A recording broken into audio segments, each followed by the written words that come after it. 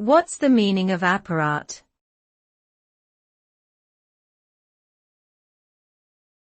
Apparat.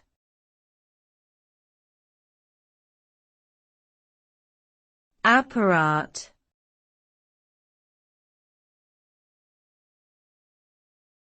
Apparat.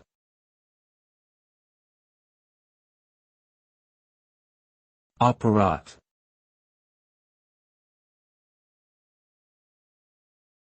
Apparat is a German word that generally refers to a complex machine or device, particularly in a political or bureaucratic context.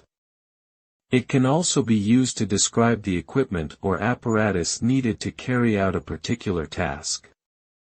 The term has its roots in the Soviet Union and was commonly used in discussions of government and military operations.